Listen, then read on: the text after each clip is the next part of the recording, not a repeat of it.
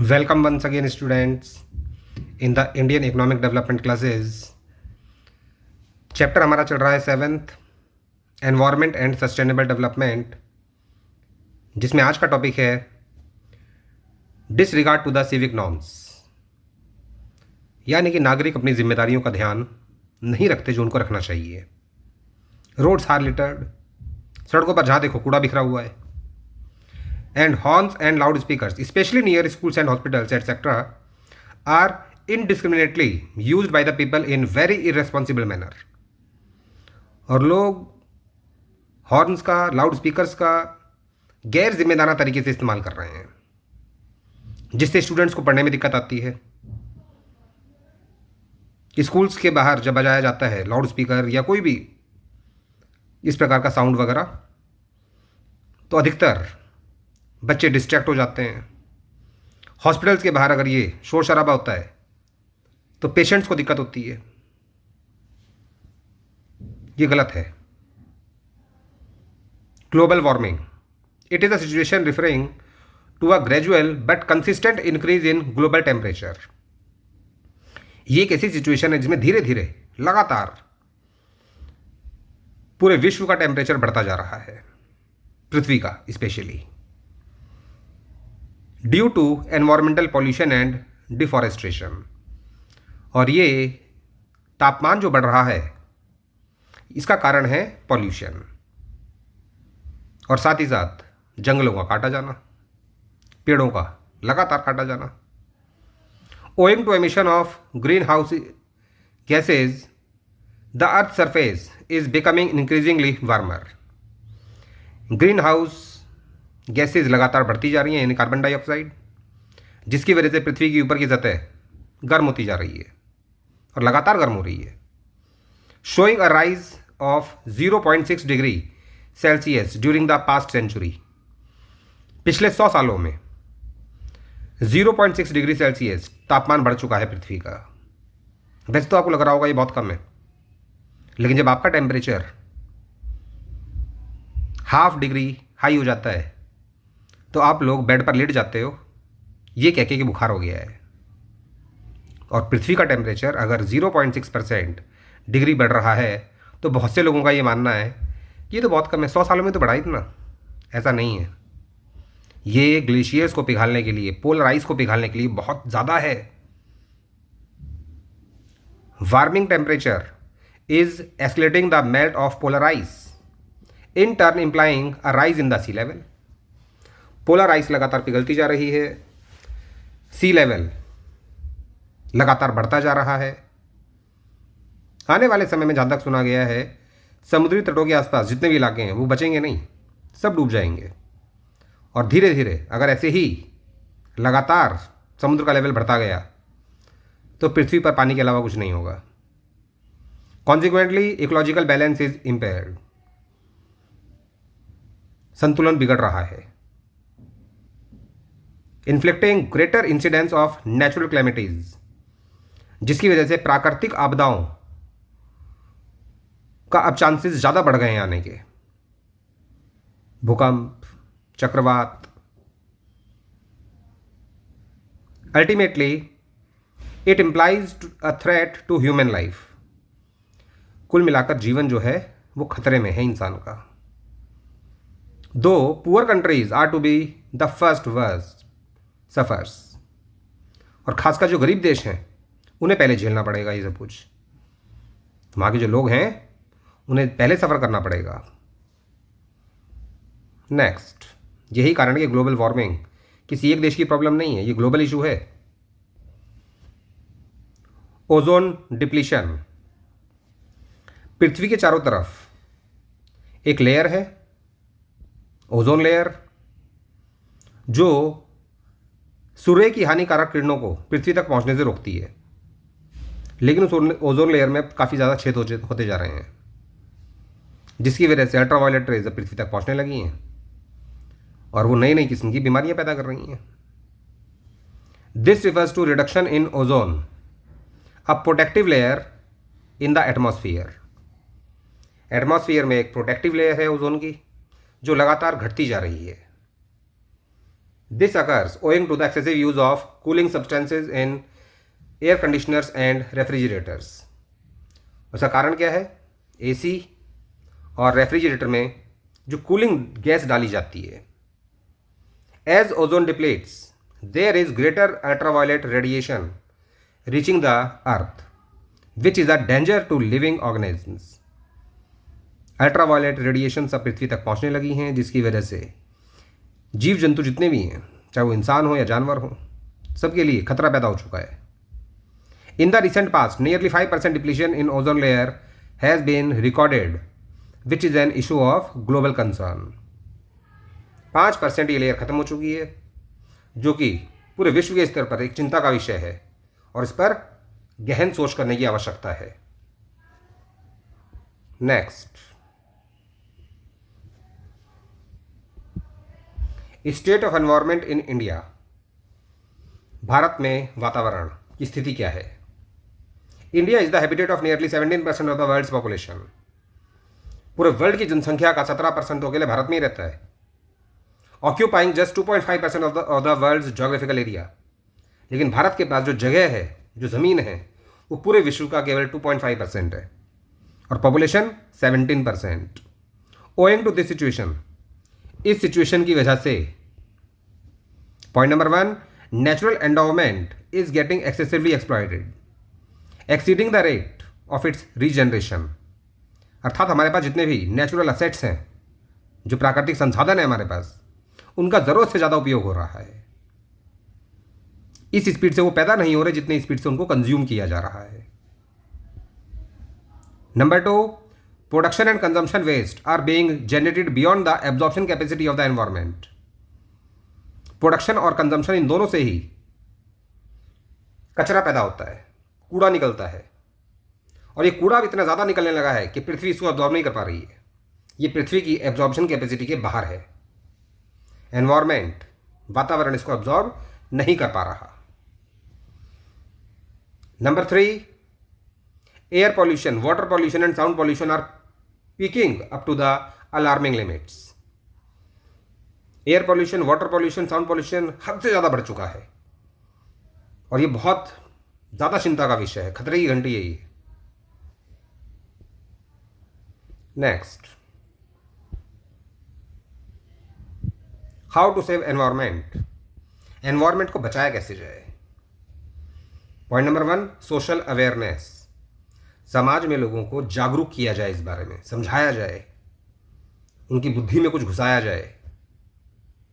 Spread of social awareness about the danger of pollution and the way each individual can contribute his or her voluntary services। हर व्यक्ति को इस खतरे से आगाह कराया जाए और जो भी वो अपनी स्वेच्छा से एनवायरनमेंट के पॉल्यूशन को रोकने के लिए कर सकता है, उसे करने के लिए कहा जाए। Number 2, population control. Family planning methods can be used, ताकि अधिक से अधिक बच्चे पैदा ना हों। उसके लिए फैमिली प्लानिंग की जा सकती है। फैमिली प्लानिंग के अलग अलग बहुत सारे मेथड्स हैं जो लोगों को समझाने की आवश्यकता है। Number 3, control over industrial and agricultural pollution. Industrial development should be managed. Industries में जो भी विकास हो रहा है उसको मैनेज करने की आवश्यकता है। मैनेज इस प्रकार से किया जाए कि विकास भी होना चाहिए लेकिन पॉल्यूशन नहीं होना चाहिए। Industrial development should be managed and controlled, उस पर नियंत्रण की भी आवश्यकता है। And to avoid agricultural pollution, use of pesticides and chemical fertilizers should be restricted. और ताकि एग्रीकल्चर की वजह से पॉल्यूशन ना हो, पेस्टिसाइड्स और केमिकल फर्टिलाइजर्स पर रोक लगनी चाहिए। डिस्पोजल मेथड ऑफ पराली इन हरियाणा एंड पंजाब। हरियाणा और पंजाब में जो धान के बाद जो घास फूस बच जाती है, जिसे बोलते हैं पराली, उसे जलाए जाने की वजह से हर साल बहुत ज़्यादा पॉल्यूशन होता है। उसके भी डिस्पोजल मेथड्स की खोज की जानी चाहिए कि किस तरीके से उसको डिस्पोज ऑफ किया जाए ताकि पॉल्यूशन ना हो। Next,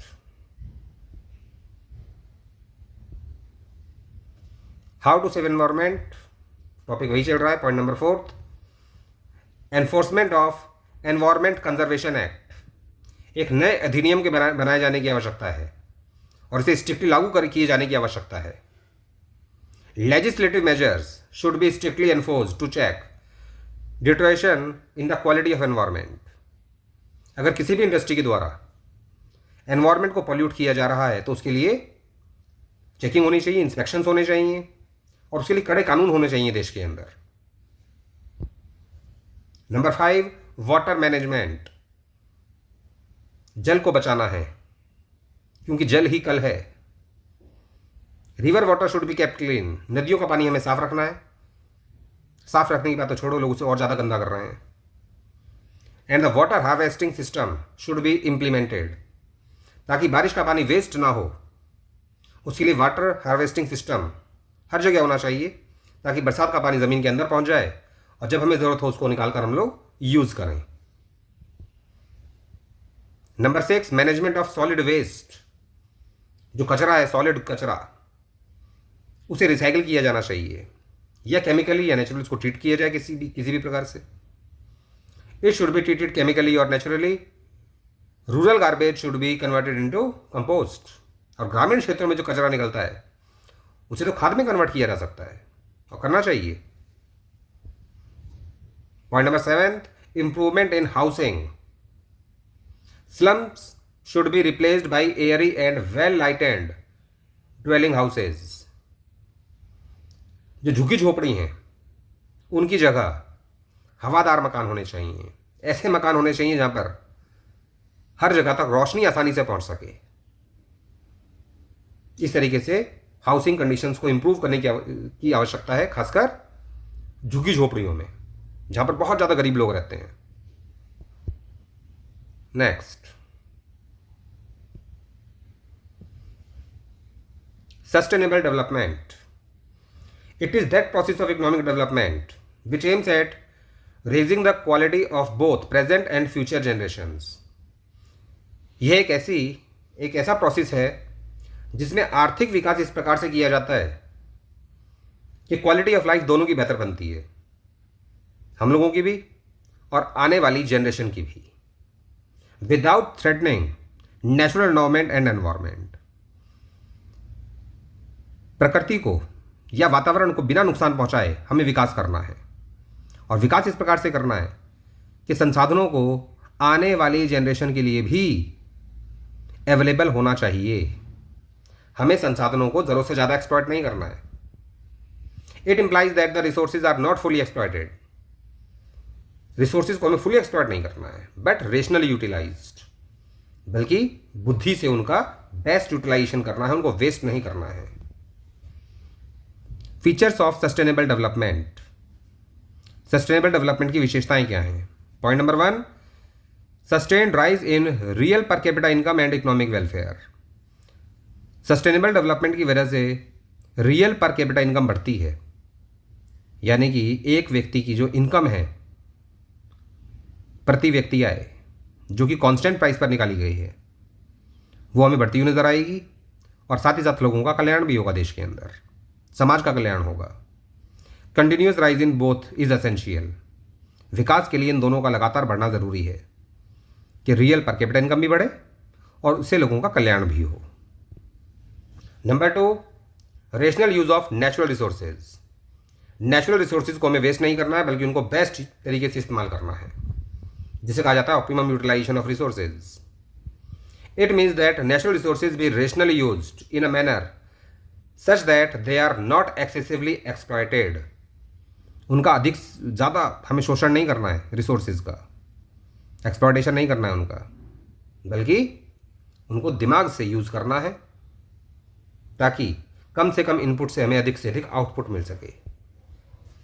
number 3, availability of future generations to fulfil their needs not to be impaired. ऐसा नहीं होना चाहिए कि आने वाली जनरेशन की ज़रूरतें ही पूरी ना हो, उन्हें वो रिसोर्सेज देखने को ही ना मिलें जो फिलहाल हम लोग यूज़ कर रहे हैं। No reduction in the ability of future generation to meet their own needs. आने वाली जनरेशन को भी रिसोर्सेज मिलने चाहिए, उनकी भी ज़रूरतें पूरी होनी चाहिए, उनके लिए रिसोर्सेज घटने नहीं चाहिए। Number 4, check on pollution. Pollution को कंट्रोल करने की बहुत ज़्यादा आवश्यकता है। Sustainable development discards those activities which reduce environmental pollution. जिन चीज़ों से एनवायरमेंटल पॉल्यूशन होता है, सस्टेनेबल डेवलपमेंट में हमें ऐसी एक्टिविटीज़ को कम कर देना चाहिए। Environmental pollution is to be viewed as an element of social cost. Pollution जितना भी होता है वो एक सामाजिक लागत है, यानी कि इंडस्ट्रीज कर रही हैं पॉल्यूशन, लेकिन उस पॉल्यूशन की वजह से हमारे खर्चे बढ़ जाते हैं। बिल्डिंग्स पर पेंट कराने के खर्चे बढ़ जाते हैं, बार बार पेंट कराना पड़ता है, जल्दी गंदी हो जाती है पॉल्यूशन की वजह से। साबुन और डिटर्जेंट पर ज़्यादा पैसा खर्च करना पड़ता है, बीमारियों पर ज़्यादा पैसा खर्च करना पड़ता है समाज को, किसकी वजह से? पॉल्यूशन की वजह से।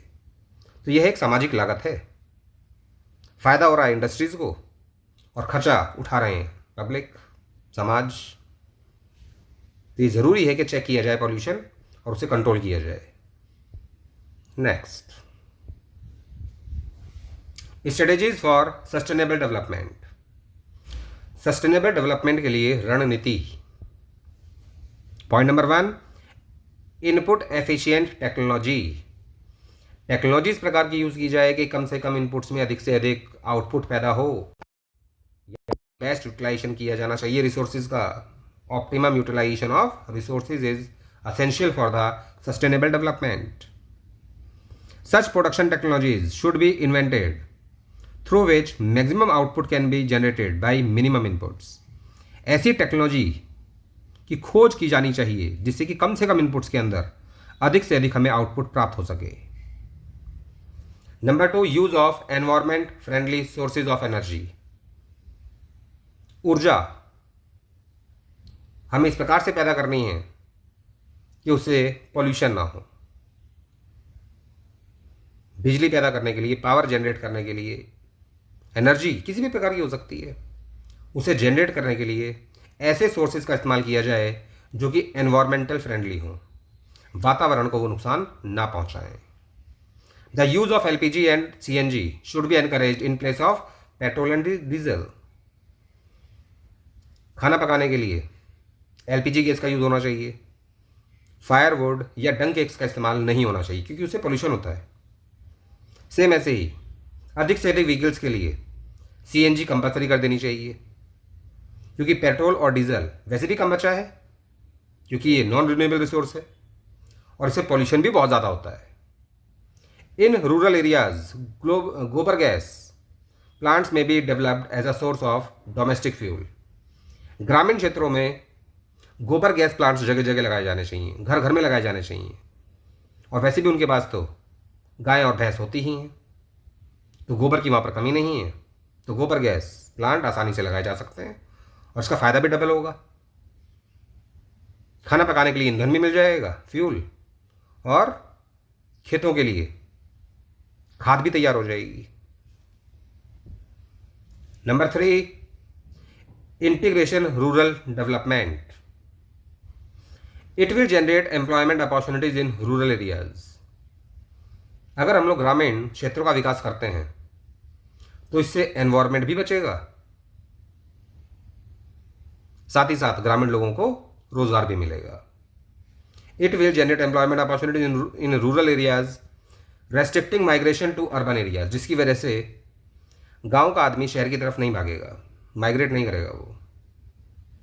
It minimises the use of transportation, जिसकी वजह से ट्रांसपोर्टेशन कम हो जाएगा, बसेस की आवश्यकता कम पड़ेगी। And it will reduce I stress on social infrastructure in urban areas, और शहरों का जो ढांचा है, जो इंफ्रास्ट्रक्चर है, social infrastructure, that means education and health, इस पर बोझ कम पड़ेगा, जिसकी वजह से पॉल्यूशन अपने आप घटेगा और एनवायरनमेंट भी बचेगा। तो गांव का विकास करना ज़रूरी है ताकि गांव का आदमी शहर की तरफ ना भागे, क्योंकि इससे ट्रांसपोर्टेशन की ज़्यादा ज़रूरत पड़ती है और शहरों में जो इंफ्रास्ट्रक्चर है उस पर ज़्यादा बोझ पड़ता है। नेक्स्ट, सेम टॉपिक चल रहा है अभी। Point number 4, convert sunlight into solar energy and solar energy into electricity. सूर्य की किरणों से सोलर एनर्जी पैदा की जाए और सोलर एनर्जी को कन्वर्ट किया जाए इलेक्ट्रिसिटी में। Subsidies should be encourage to on solar panels, सरकार को सोलर पैनल्स पर सब्सिडी देनी चाहिए। And innovation should be preferred, और इस क्षेत्र में जितने भी नव प्रवर्तन हो सकते हैं उनको महत्व देना चाहिए। Point number 5, shift to organic farming. Excessive use of chemical fertilizers, insecticides and pesticides has raised the crop yield. जब ज़रूरत से ज़्यादा केमिकल फर्टिलाइजर्स, इंसेक्टिसाइड्स और पेस्टिसाइड्स का यूज़ किया जाता है तो उससे फसलें ज़्यादा अच्छी पैदा होती हैं, लेकिन वो वातावरण के लिए सही नहीं है, हमारी सेहत के लिए सही नहीं है। We have to switch over to organic farming, इसलिए हमें ऑर्गेनिक फार्मिंग पर शिफ्ट हो जाना चाहिए, which focuses on soil health rather than the plant health. हमें प्लांट हेल्थ पर इतना ध्यान नहीं देना चाहिए, बल्कि ज़्यादा जोर देना चाहिए हमको सॉयल हेल्थ पर। अगर मिट्टी लंबे समय तक उपजाऊ रहेगी तभी तो पेड़ पौधे अच्छे पैदा होंगे। अगर हम लोग पेड़ों को स्वस्थ बनाने के चक्कर में मिट्टी को खराब कर रहे हैं तो ये लॉन्ग टाइम के लिए अच्छा नहीं है। इसलिए ज़रूरत है ऑर्गेनिक फार्मिंग की, कि देश में हर जगह ऑर्गेनिक फार्मिंग को ज़्यादा महत्व मिलना चाहिए। Number 6, manage the waste. Waste should be recycled into compost. Waste को रिसाइकिल किया जाना चाहिए, उसे खाद में कन्वर्ट कर दो। And used as a manure for organic farming, और ऑर्गेनिक फार्मिंग में वही खाद यूज की जाए। फिर plastic bags should be strictly banned, polythenes, क्योंकि ये बहुत ज़्यादा पॉल्यूशन फैलाती हैं।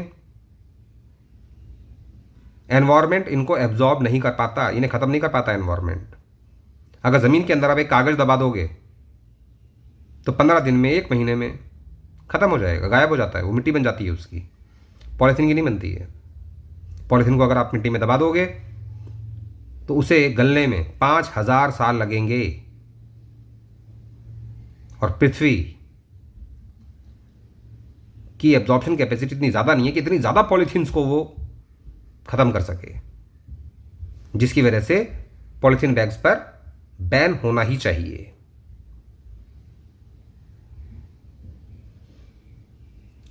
Next point number 7, stringent laws on the disposal of chemical effluents. Factories से जो निकलने वाला गंदा पानी है, जहरीला पानी, केमिकल वाला, उसको रोका जाना चाहिए ताकि उसे झीलों में, नदियों में ना बहाया जाए। उसके लिए कानून होने चाहिए देश के अंदर। Violation of laws must be checked in case chemical effluents from the industrial units are invariably driven into the streams and rivers, polluting water and endangering aquatic life. इस चीज़ के कानून स्ट्रिक्टली चेक होना चाहिए कि कौन कौन सी कंपनीज ऐसी हैं, कौन कौन सी इंडस्ट्रीज ऐसी हैं जो कि अपने केमिकल एफिलिएंट्स को, इंडस्ट्रियल वेस्ट को नदियों और झीलों में बहा रही हैं, जिससे कि एक्वेटिक लाइफ के लिए भी खतरा पैदा हो रहा है, पानी भी गंदा हो रहा है और हमारी लाइफ पर भी उसका बुरा असर पड़ रहा है। और जो भी इंडस्ट्रीज इस प्रकार के काम कर रही हैं उनके खिलाफ तुरंत एक्शन लेना चाहिए, वो भी strict action. Number 8, awareness to conserve natural assets for intergenerational equity. It means equal opportunities to grow and prosper for the present and future generations. There are examples like of Chipko movement in the north and Apiko movement in the south as attempts to stop tree felling. Natural assets को बचाने के लिए देश में आंदोलन होने चाहिए, जैसे कि चिपको आंदोलन हुआ था नॉर्थ इंडिया में और आपिको मूवमेंट हुआ था साउथ इंडिया में। लोग पेड़ों से चिपक गए थे लेकिन पेड़ों को कटने नहीं दिया था। एक बहुत बड़ा आंदोलन चला था, चिपको आंदोलन एंड आपिको आंदोलन। इस प्रकार के आंदोलनों की दोबारा आवश्यकता है ताकि लोग पेड़ों को बचाएं। और बचाने की बात तो छोड़ो, लोग तो और ज़्यादा पेड़ कटवा रहे हैं। Point number 9, public means of transport. Uses of buses, metros, trams, sharing vehicles for offices, auto sharing should be encouraged ताकि व्हीकल्स का यूज़ कम से कम हो। लोगों को बसों का इस्तेमाल करना चाहिए, लेकिन हर आदमी को अपनी गाड़ी चाहिए ऑफिस जाने के लिए, चाहे अपनी बाइक हो या अपनी कार हो। मेट्रोज का यूज़ होना चाहिए, ट्रैम्स का यूज़ होना चाहिए, शेयरिंग व्हीकल्स फॉर ऑफिसेज। अगर एक क्षेत्र में 4 लोग रहते हैं और चारों एक ही इलाके में ड्यूटी पर जाते हैं ऑफिस के अंदर, या एक ही ऑफिस में जाते हैं हो सकता है, तो अलग अलग गाड़ियों में जाने से की बजाय वो एक गाड़ी में भी तो जा सकते हैं एक साथ शेयर करके, कि चलो आज मेरी गाड़ी चली गई, अगले दिन किसी और की चली गई, अगले दिन किसी और की चली गई। ऑटो शेयरिंग, अगर मुझे और आपको एक ही जगह जाना है, हम दोनों का डेस्टिनेशन एक ही है, तो अलग अलग ऑटो करने से क्या फ़ायदा।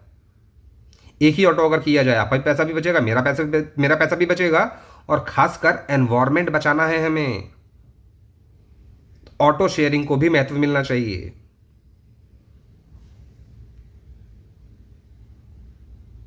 And that's all for this session.